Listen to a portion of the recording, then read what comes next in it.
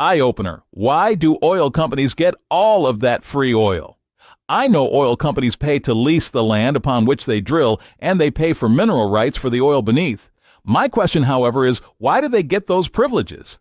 I question this because it makes little to no sense that oil companies get to profit from something they didn't create. Oil? I understand that we should pay them for digging it up, refining it, and distributing it, but why do they get it free in the first place? Like Alaska, shouldn't oil companies be paying each and every citizen for a resource created by the earth itself? In my humble opinion, paying the government to lease the land and lease or buy the mineral rights is insufficient. For one thing, it's the government. How do we know that any money the government gets from oil leases benefits the majority? These days, it feels like the only beneficiaries of the government are those who work inside the government. As more bureaucracy builds up and more safety net programs are ended, it feels like the only job of the government is to collect taxes to pay for more jobs in the government. I understand that there are privately owned companies that get millions or billions that we've paid in taxes, but I excluded that money above because we, the people, don't benefit from that as much as we should. Our borders are open. Our crime is increasing. Our wealth is diminishing. Our freedoms and rights are disappearing.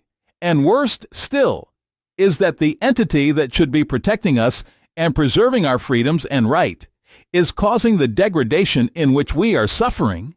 When Congress can partake in insider trading while it's illegal for everyone else, the government has shown us it can't be trusted.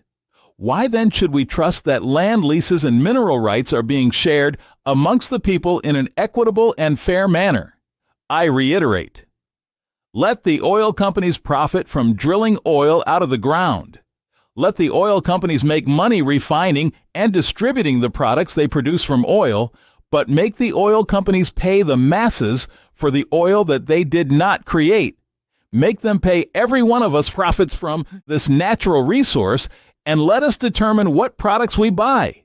Besides that, the oil companies are subsidized by our tax dollars, even though the biggest oil companies said they didn't need our tax dollars. Just watch the video in the link below. To find out other ways you're being screwed by your current leaders, check out the posts on this blog daily. Learn about the biggest and worst issues that America and its people face today. You can also check into this blog daily to hear about those issues that America and its people will face in the near and distant future. If, however, you would like to discover possible solutions to either mitigate the worst impacts of these issues or solutions to avoid them altogether, keep listening. The problems we face are not as complicated as so many leaders and news reports claim. They are man-made and are only claimed as complicated so those who are responsible can maintain control.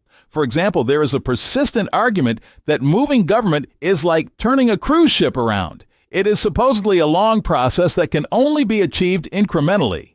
While this may be true for laws and policies that benefit the majority of Americans, it does not seem to be so for that smallest of American minorities. When one examines the policies and laws that benefit that minority known as the elite or the rich, the speed at which those laws are passed is exponentially faster.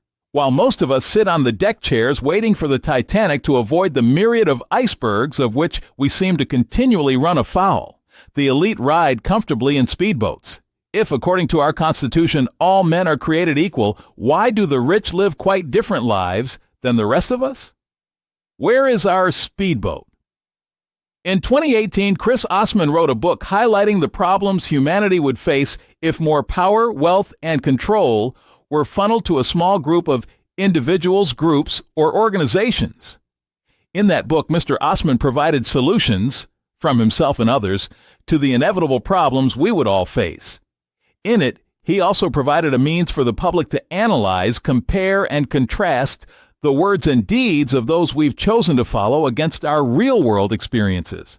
To this end, Mr. Osman provides the means for readers to disseminate information as provided by their news sources of choice, their elected officials, and any other authority they choose to follow. The book, titled Solutions, Enough Complaining.